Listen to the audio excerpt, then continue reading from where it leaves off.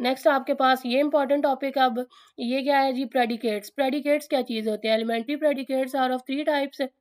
जैसे हमने predicate logic के अबाउट पढ़ा था ना, इसी तरह एलिमेंट अब हम प्रेडिकेट्स के अबाउट पढ़ेंगे कि जी लैंग्वेज में ना एलिमेंट्री प्रेडिकेट्स की ना 3 काइंड्स होती है। Equality between term of the same, यानी सबसे पहला क्या है कि जो दो सेम टाइप्स की टर्म है ना, उनके दरमियान इक्वालिटी का प्रेडिकेट पढ़ेंगे। उसके बाद द मेंबरशिप प्रेडिकेट पढ़ेंगे और लास्ट कौन सा है, लॉजिकल कॉन्स्टेंट्स ट्रू और फॉल्स। ये 3 गिवन है, ये इंपॉर्टेंट है फॉर शॉर्ट क्वेश्चन, उसमें ये रिपीट हो सकता है, तो इसको कर लीजिएगा, ठीक है। कॉन्स्टेंट्स जो है, लॉजिकल कॉन्स्टेंट क्या करेगा, लॉजिकल कॉन्स्टेंट ट्रू और फॉल्स प्रेडिकेट्स की बुनियाद में, यानी वही बस बेसिक डेफिनेशंस है, ठीक है।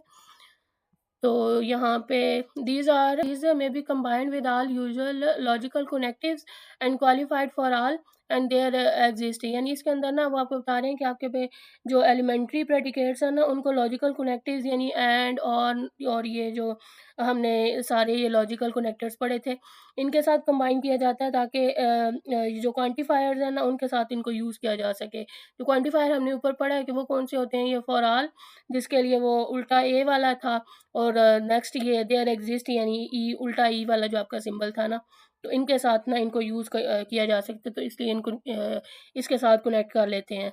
The other kind of predicates infix और relation symbols unique quantifier and so on can be defined as a synthetic sugar for a combination of these forms. और ये जो दूसरे प्रेडिकेट्स हैं ना, जिनमें इनफिक्स रिलेशन और यूनिक क्वांटिफायर असल में ना सिंथेटिक शुगर होते हैं, जो इन बुनियादी प्रेडिकेट्स की कम्बिनेशन से बनाए जाते हैं। ये एमसीक्यूज के लिए पढ़ लें, वो पूछ सकते हैं सिंथेटिक शुगर ऑफ कम्बिनेशन क्या चीज़ होती है, ठीक है।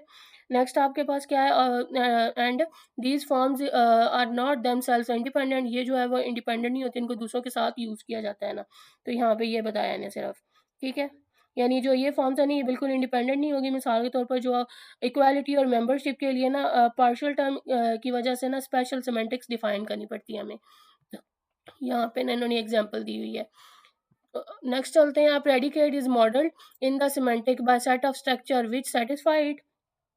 जो आपके पास इक्वालिटी प्रेडिकेट है ना, सिर्फ ये उस वक्त ट्रू होती है जब दोनों टर्म्स डिफाइन की जाती हैं, यानी ये यहाँ पे ना उन्होंने इक्वालिटी की जैसे एग्जांपल दी हुई है, ये equality sign which makes T1 equal to T2, यानी उस वक्त सिर्फ ट्रू होगी जब दोनों टर्म्स डिफाइन और उनकी वैल्यूज इक्वल हो, वरना ये फॉल्स होगी मेंबरशिप के लिए ना, यही रूल है। नेक्स्ट, और ट्रू इफ, ये सारी ना उन्होंने इस चीज़ को एक्सप्लेन किया हुआ है। Logical connectives are made of correspondence to elementary set theoretic expressions, तो ये आपने ना करने हैं तो पढ़ लें बस इसको ना। Semantic of quantifier is given in term of functions restrict and extend. जो आपके पास क्वांटिफायर के सिमेंटिक्स है ना, वो रिस्ट्रिक्ट और एक्सटेंड फंक्शन के जरिए डिफाइन किए जाते हैं, which link the environment with the result of enriching it with the bound variable of the quantifier. और ये जो है ना ओरिजिनल एनवायरनमेंट को बाउंड वेरिएबल वाले एक्सटेंड एनवायरनमेंट से कनेक्ट कर देता है, तो बस ये बताया मैंने। नेक्स्ट, स्कीमा बॉडीज है। स्कीमा बॉडीज क्या होती हैं? Schema body consist of declaration constraint by predicate. Schema body ना एक डिक्लेरेशन और उस पर लगाए गए प्रेडिकेट कॉन्स्ट्रेंट्स होते हैं आपके पास। Schema bodies may appear in any place the specification after quantifier after lambda so on as well as the definition of schema. यानी जो स्कीमा बॉडीज हैं जी स्पेसिफिकेशन में कई जगहों पर यूज आ सकती हैं, यानी यूज हो सकती हैं, जैसे कि क्वांटिफायर के बाद में, या ये लैम्डा के बाद में, या फिर स्कीमा डेफिनेशन के बाद उसके साथ। तो ये सारा ना बस ये बताया मैंने। बाकी the meaning of schema body is a variety, it is the one which result for selecting those models of the declaration which also satisfy the predicate. यानी जो स्कीमा बॉडी के मीनिंग ना एक वैरायटी होता है आपके पास, और जो सिर्फ उन मॉडल्स पर मुश्तमिल होता है जो कि डिक्लेरेशन और प्रेडिकेट दोनों को सेटिस्फाई करता है, तो ये बताया नहीं इसमें। Next, the predicate part of schema body may be omitted in any context. The default is logical constant is true. यानी जो अगर स्कीमा बॉडी में प्रेडिकेट लिखा ना हो तो डिफ़ॉल्ट तौर पर ना हम उसको ट्रू मान लेते हैं, ठीक है। List of predicate may be written in place of a single predicate. या और ये भी बता रहे हैं कि अगर मल्टीपल प्रेडिकेट्स लिखे हुए हैं तो उन्हें ना हम एंड के सिंबल, एंड के ज़रिए ना हम उनको जोड़ सकते हैं, ठीक है। Is equivalent to a conjunction. Conjunction का ना हमने पढ़ा था, इसको हम एंड के ज़रिए करते हैं, ठीक है। तो बस उनके ज़रिए ना हम इसको जोड़ सकते हैं, ये एक्सप्लेन किया इन्हें। आगे स्कीमा डेजिग्नेटर आ गया। Schema designator is applied an occurrence of schema name यानी स्कीमा डेजिग्नेटर स्कीमा के नाम का अप्लाइड यूज़ होता है, नाम का ना यूज़ होता है, like the component of the named schema can be subjected to schema decoration. ये ना हम ऊपर भी इसको एक्सप्लेन कर चुके हैं, तो अगर आपने करना है तो इसको देख लें, अदरवाइज सेम ही है तकरीबन, इसमें इतना कोई ख़ास डिफरेंस नहीं है। सिर्फ बता रहे हैं कि स्कीमा के कंपोनेंट्स पर डेकोरेशन लगाई जा सकती है और एक्चुअल पैरामीटर्स को फॉर्मल और जेनेरिक पैरामीटर्स की जगह ना हम सब्स्टिट्यूट कर सकते हैं उनको।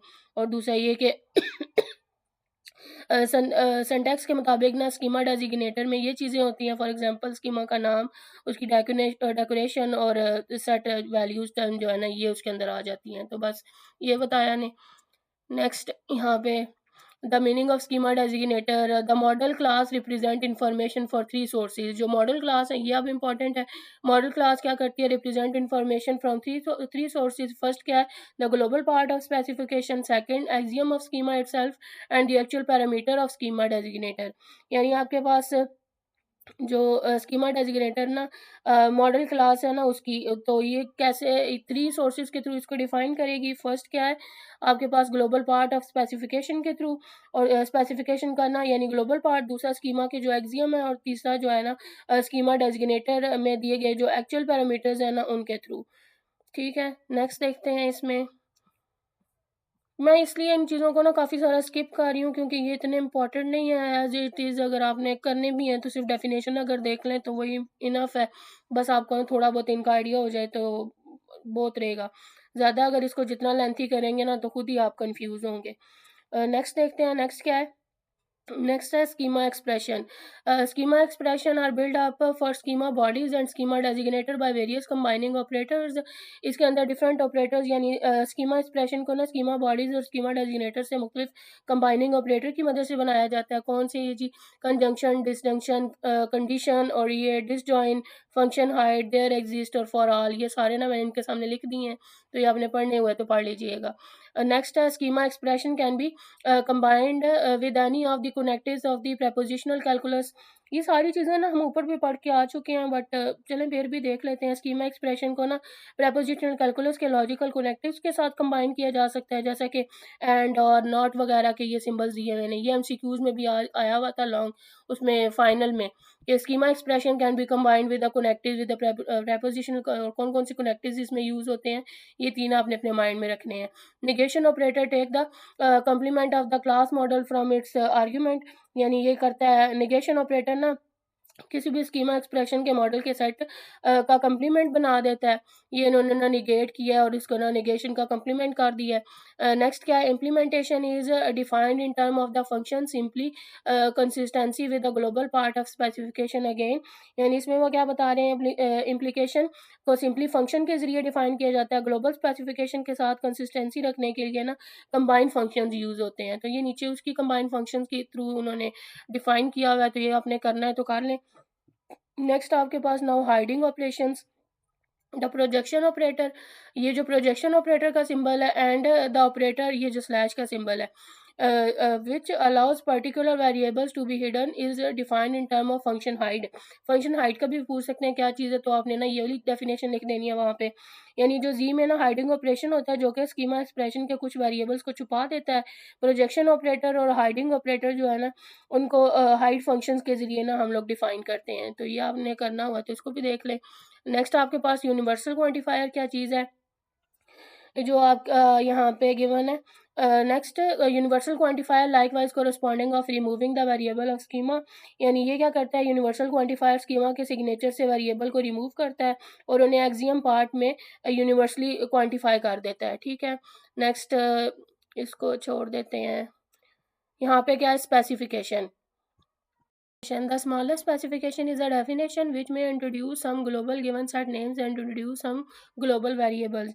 यानी जो सबसे छोटी स्पेसिफिकेशन है ना सिर्फ एक क्या करेगा, सिर्फ एक डेफिनेशन होती है जो आपके पास, और ये डेफिनेशन इसमें क्या चीज़ें इंक्लूड होती हैं, global given set names, global variables, और ये नया स्कीमा इंट्रोड्यूस कर सकती है। तो बस इसमें ना ये बताया मैंने स्पेसिफिकेशन के अंदर, मैंने ऊपर लिख भी दिया है, ये सबसे छोटी डेफिनेशन है। The smallest specification is the definition and होती है जिसमें कुछ कुछ ग्लोबल सेट नेम्स इंट्रोड्यूस कर सकती है ये, और कुछ ग्लोबल वेरिएबल्स के साथ एक्सियम्स को इंट्रोड्यूस कर सकती है, और एक नई स्कीमा को डिफाइन कर सकती है। तो ये बस स्पेसिफिकेशन अगर आपने समझनी हुई ना, तो ये मैंने लिख दिया, तो ये आप यहाँ से पढ़ लीजिएगा। नेक्स्ट आपके पास क्या है, specification is evaluated in initial environment, this might contain the definition of the standard mathematical tool kit.